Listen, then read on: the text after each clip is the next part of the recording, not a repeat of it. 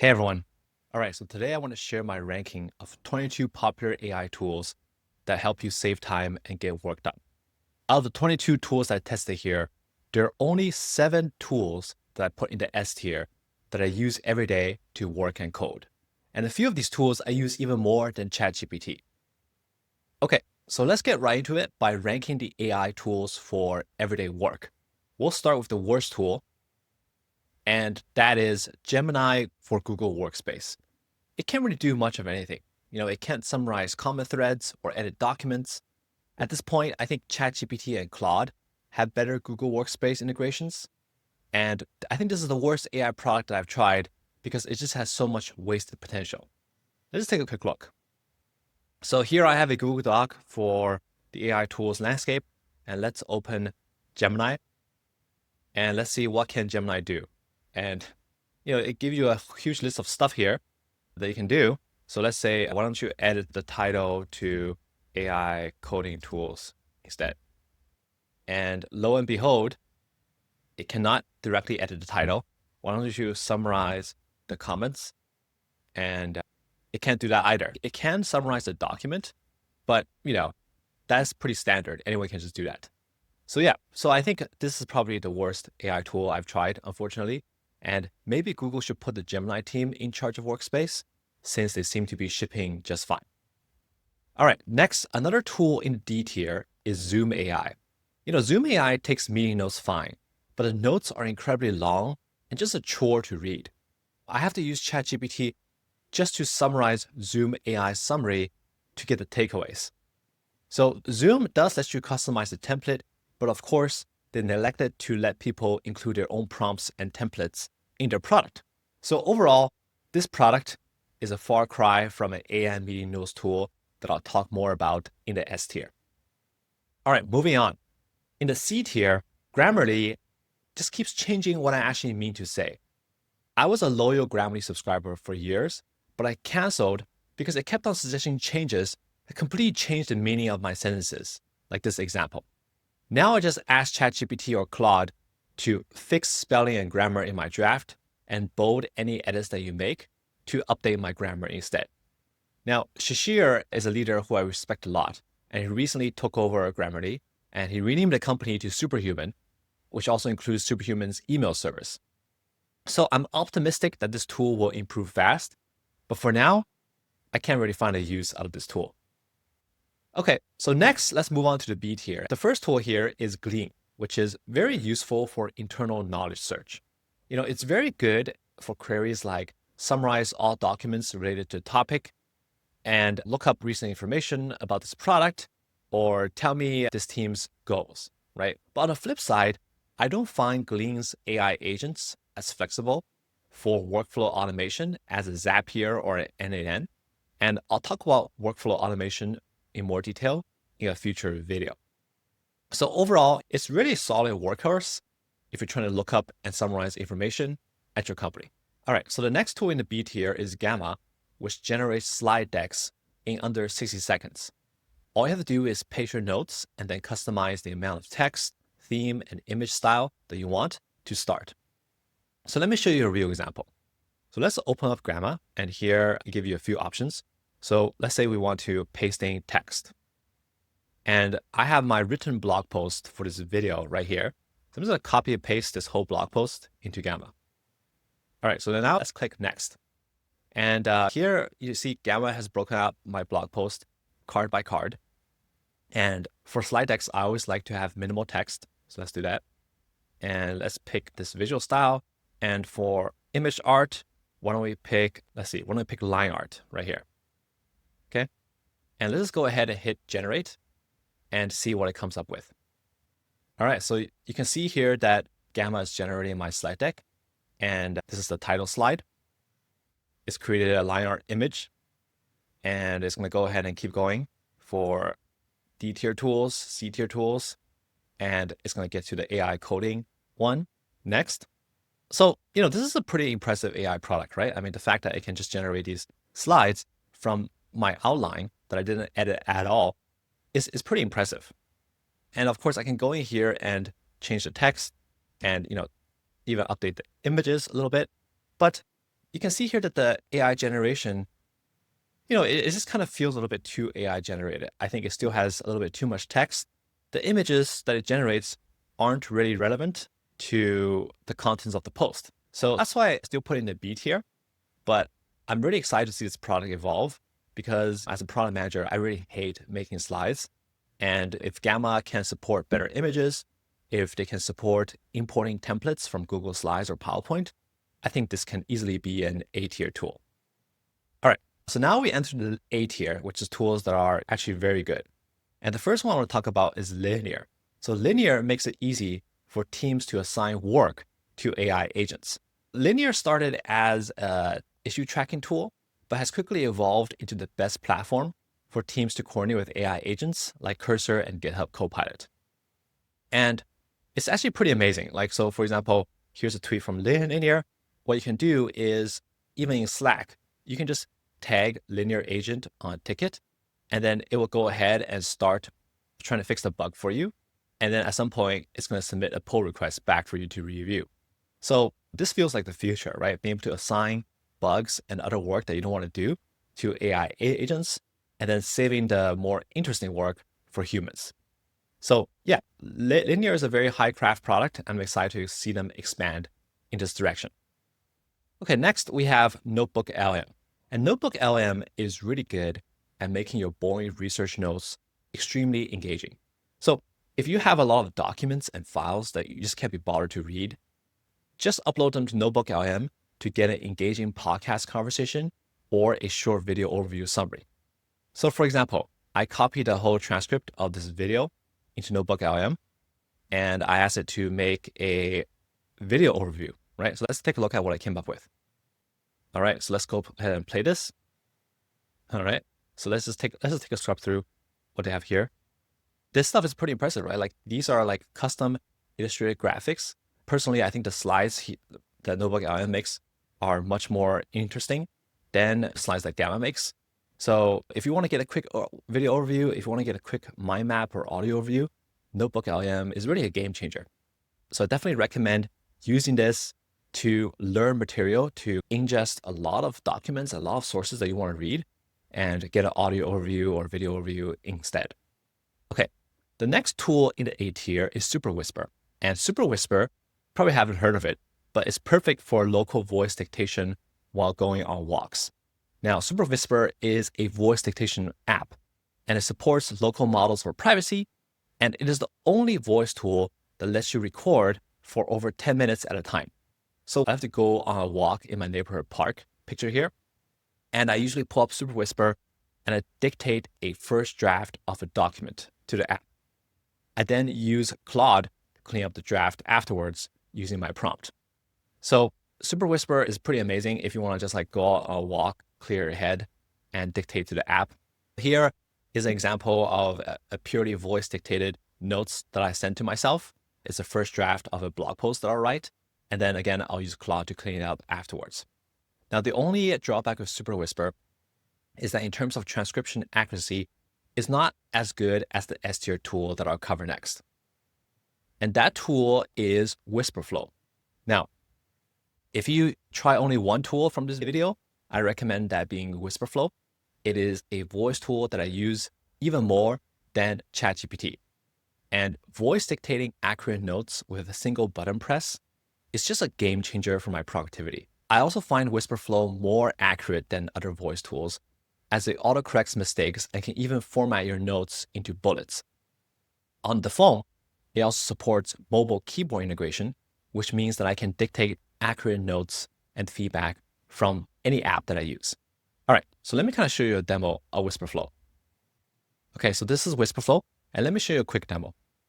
So all I have to do is press down the key, and let's go ahead. So I am going shopping, and I want to add 3 items to my shopping list. First, I want to add tomatoes. Second, I want to add milk. And third, I want to add bread.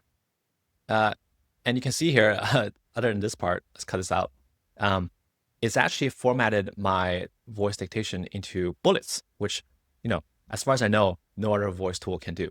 Another really fun feature of WhisperFlow is that you can actually include snippets. So let's say I'm giving a talk and I want to insert my own bio. So all I have to do is hold down the key again and say, Peter's bio. And you can see instead of saying Peter's bio, it pasted my actual bio, right?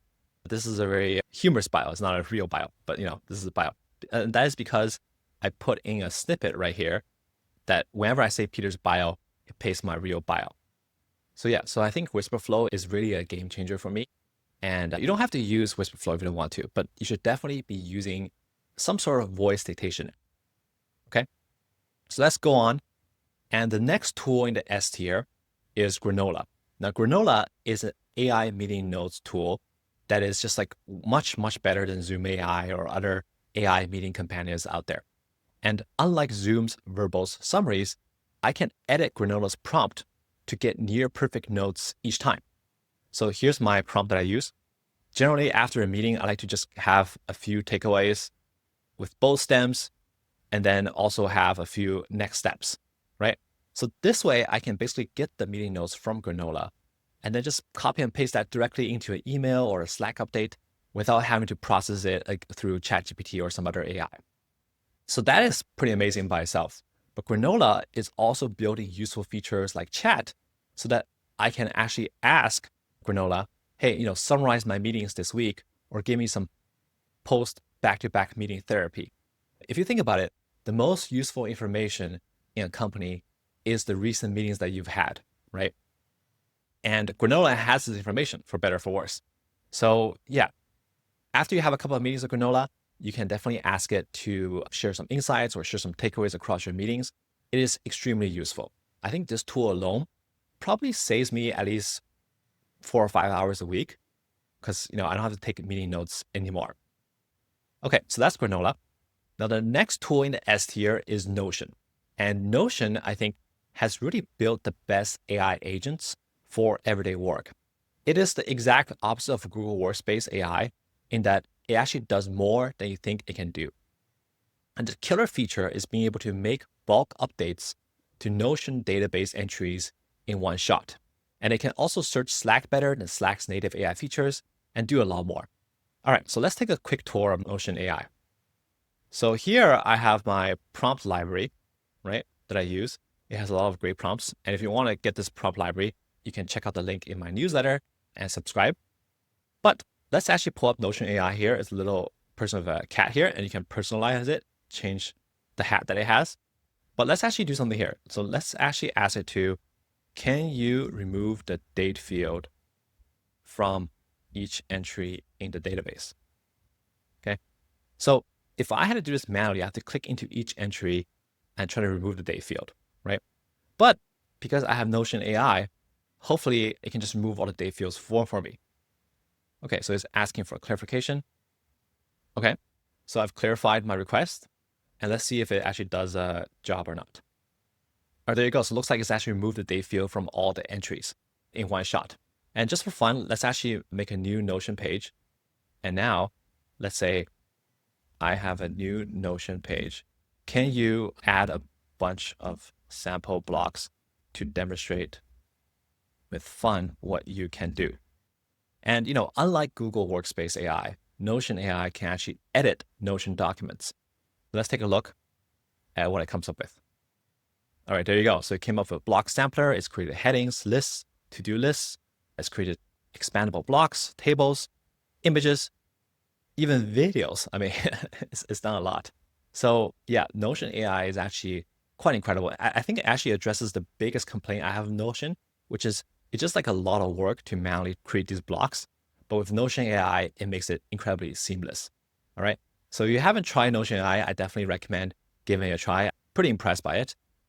And I also have an interview with Notion AI leads Akshay and Brian, who gave me a live demo. So you check out the link in the description for that. Okay, so the last AI tool I want to cover in the work category is Perplexity. And we're all familiar with Perplexity. I use it more than Google search, to be honest with you, because it is lightning fast. And I use it for things like if I want to go somewhere, for example, this place in Mexico in December, I use it to look up any kind of family-friendly activities or things going on.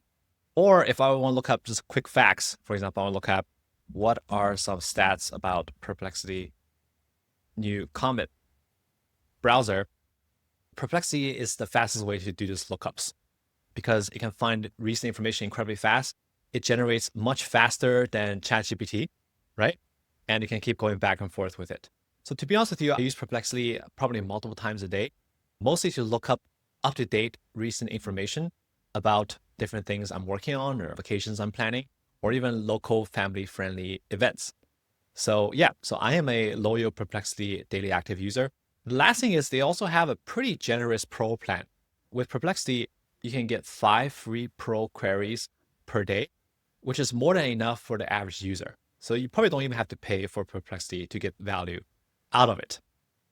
All right, so now let's cover my favorite AI tools for coding, which is arguably the most competitive AI market out there. Now, we all know about Cursor, but some of my picks here in the higher tiers might surprise you.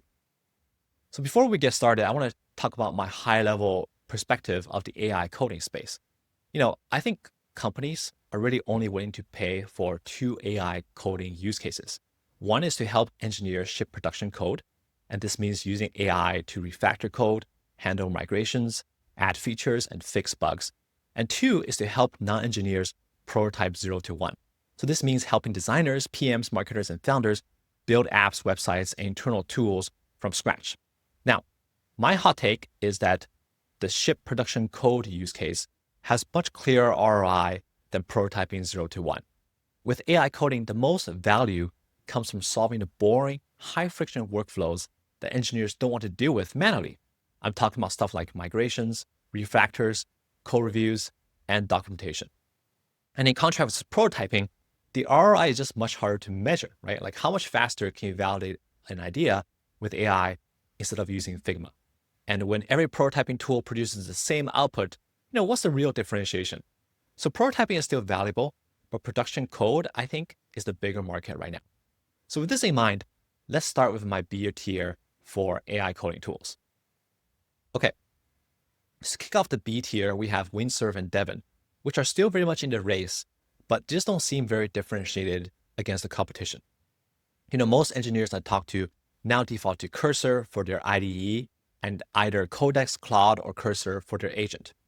Now, Windsurf did just launch their new Sui 1.5 fast coding model, which seems to be pretty comparable to Cursor's new model.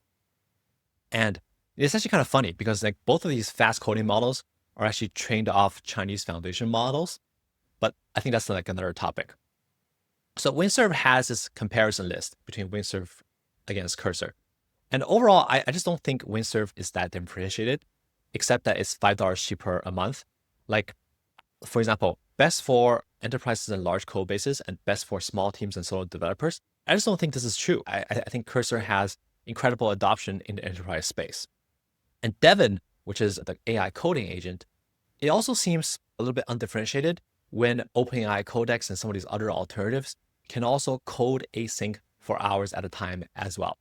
So overall, I'm really glad that Windsurf and Devin are still in a race, but I put them in the B tier. All right, this next pick might be a little bit controversial. Lovable, I think, is the most beginner-friendly AI coding tool out there, but it struggles with complex apps. Lovable is very good for building personal websites and simple apps, as seen on their community showcase. So let's pull this up. So if you go down here to the community and let's sort by popular, the most popular tools are, there's a bunch of crypto dashboards, but other than that, the most popular tools are kind of websites for hotels. It's beautiful, right? And there's other tools around here, internal dashboards, things to prototype games. So I think Lovable is very good for websites, simple apps, and maybe some internal dashboards. But if you want to build full stack apps with backends and databases, with authentication, with other kinds of features, you're probably better off using Replit, Cursor, Claude, or Codex. Now, similarly, Bolt I will also put in the B tier. I actually really enjoy using Bolt, and it seems like they're kind of pivoting. They're pivoting to be a web platform for the top-of-line AI coding agents. So Bolt V2 now supports Claude Code in a web UX that's arguably more approachable than an IDE or a command line tool. And their web containers tech also makes hosting and deployment really easy. Okay, so let's build Pinterest. And if you look at this, Bolt does thinking first, it very much kind of feels like you're using Claude Code in this kind of interface. Okay. Now, the drawback of Bolt is that Codex isn't quite supported yet from OpenAI, and the Claude Code team also shipped their own web interface, which kind of competes directly with this. So I'm pretty optimistic for Bolt, but I feel like being a web platform for top-of-line agents, you're competing directly against the agents too, right? So it's unclear how this will all play out. Okay, so let's keep going. And the next one I put in the B tier is Figma Make. And Figma Make, the thing I want to highlight is that recently they launched design system support, but there are still some quality gaps that remain. So Figma's new Make kits now lets you import your design system's React components and CSS files into Figma Make, which is arguably one of the biggest unlocks for AI prototyping, because all the other AI prototyping tools, there's a very high chance that just produce like this purple AI slop designs, when what you really want is designs that actually match your company's design system, right? So this is probably the biggest unlock. However, the feature is still early, and as these users report some buggy output export issues, if Figma actually makes a design system feature very good, I think AI prototyping space is Figma's market to lose, because everyone already uses Figma for design. So having Make take off just seems natural. All right. So let's see how the design system feature plays out. Okay. So now we move on to the A tier of AI coding tools. And the first one I want to talk about is Replit Agent, which is powerful for both beginners and experts. Replit Agent is generally pretty great. It can run code, it can write tests, and it can even screenshot its builds to iterate by itself. So combined with Replit's full stack platform, which offers backend and database in-house, I'm really not surprised that Replit is still gaining traction inside companies. So here's an example of me using Replit Agent to build a trivia game. So this is a trivia challenge game. I can pick single player or I can pick multiplayer. I can take trivia challenges and I can answer questions. And if you look at the chat history here, it's doing a lot. It's like testing its own product. It is looking at its own web browser and console log to see if there's any bugs. Like these are features that not a lot of other AI coding tools have. So basically Replit Agent can often one-shot simple apps. I recommend actually beginners, if you want to build anything slightly complex, to go to Replit first. All right. So next, another tool in the A tier is Factory Droid, which has really impressive benchmark performance. You probably have never even heard of Factory Droids, right? But they are second only to Claude in terminal bench performance. You can see here that for terminal bench, Claude is first and then Factory is right afterwards. So many companies are already using Droids for refactors, migrations, and other engineering tasks. So Factory Droid is definitely very impressive. All right, cool. So now we enter the S tier of AI coding tools. And the first one I want to talk about is Claude Code. Claude Code pioneered features that competitors are now copying. I'm talking about features like plan mode, slash commands, and many other tools.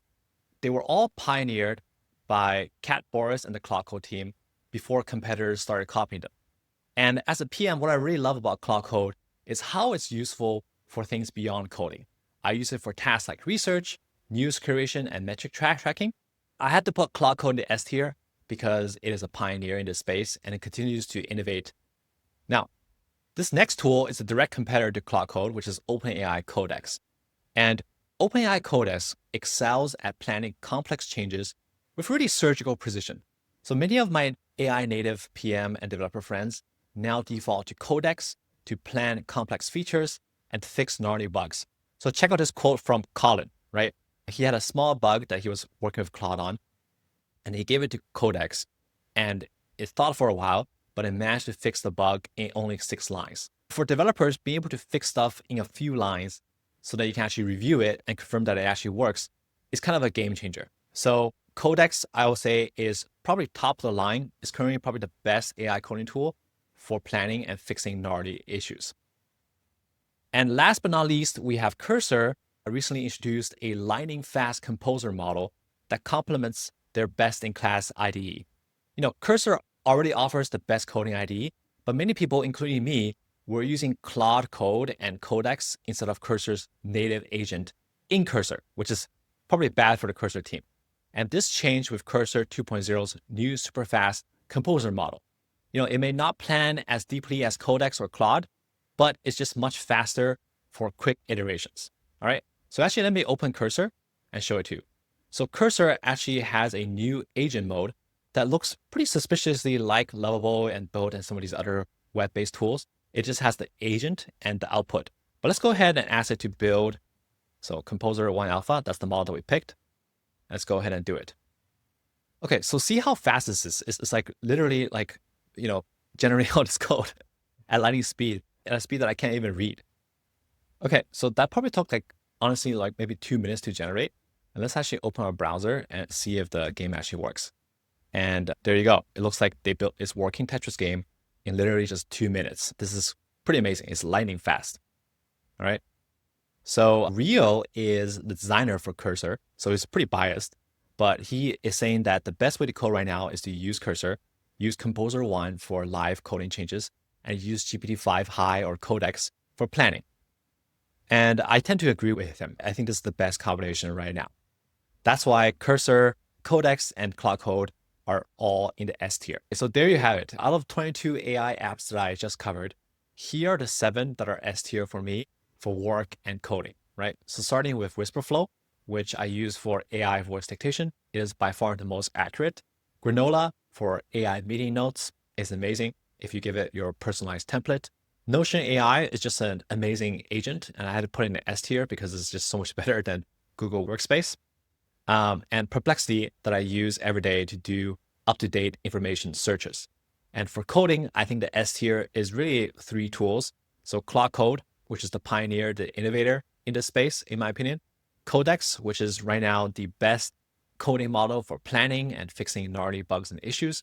And Cursor, which is a really great IDE, and they also have a lightning fast coding model that's brand new. If you enjoyed this video, please like and subscribe. And in my next video, I'll rank my favorite AI tools for workflows, agents, browsers, creativity, and even just for having fun. So be sure to like and subscribe for more practical, no-nonsense AI tutorials like this. Thanks so much. See you around.